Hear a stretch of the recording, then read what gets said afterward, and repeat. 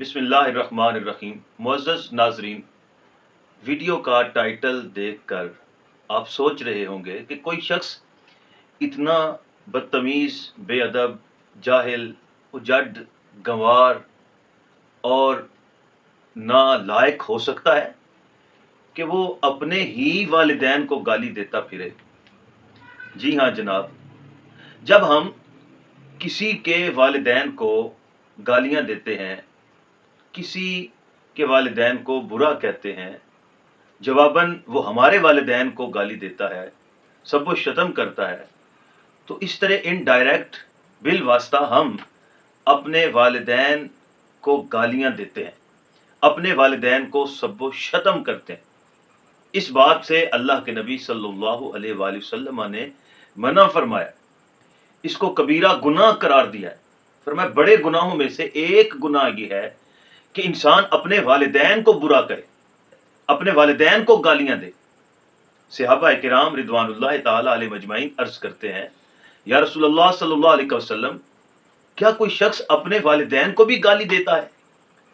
نبی مکرم معلم کائنات صلی اللہ علیہ وآلہ وسلم نے ارشاد فرمایا کہ جب انسان کسی کے والد کو گالی دیتا ہے تو جواباً وہ اس کے والد کو گالی دیتا ہے، جب انسان کسی کی والدہ کو گالی دیتا ہے تو جواباً وہ شخص اس کی والدہ کو گالی دیتا ہے، او کما قال صلی اللہ علیہ وسلم۔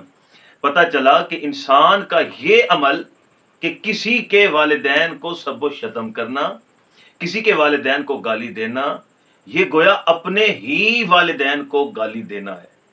ناظرین، کتنی خوبصورت تربیت فرمائی پیارے نبی کریم علیہ الصلوۃ والسلام نے کہ جب آپ کسی کے والدین کو گالی دیتے ہیں تو گویا کہ پھر آپ اپنے ہی والدین کو گالیاں دے رہے ہیں۔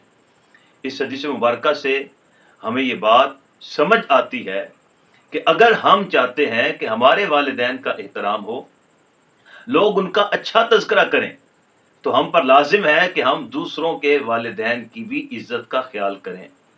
اس حدیث پاک سے یہ بھی بات سمجھ آتی ہے کہ والدین اپنے بچوں کی اس طرح تربیت کریں کہ وہ بچے کسی کو گالیاں نہ دیں۔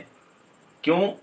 اگر ان کی گالیوں کے عمل پر والدین خوش ہوں گے تو گویا کہ وہ بھی اس عمل میں شامل ہو رہے ہیں، وہ بھی اس کبیرہ گناہ میں حصہ بن رہے ہیں کہ وہ اپنے والدین کو گالیاں دینے کا سبب بن رہے ہیں۔ ہمارے لیے لازم ہے، انسان کے لیے لازم ہے کہ وہ ایسا عمل کرے کہ جن اعمال کے کرنے سے، جن کاموں کے کرنے سے اس کے والدین، اس کے آباء و اجداد کی عزت میں اضافہ ہو، جس کام کے کرنے سے اس کے خاندان کی، اس کے بڑوں کی عزت پر حرف آئے، ایسے کاموں سے ہمیں رک جانا چاہیے، پرہیز کرنا چاہیے، بچنا چاہیے۔ کیا خوبصورت تعلیمات ہیں اسلام کی، اگر ہم ان پر عمل کریں تو یقین جانیے ہمارا معاشرہ ایک گلشن کی صورت میں نظر آئے۔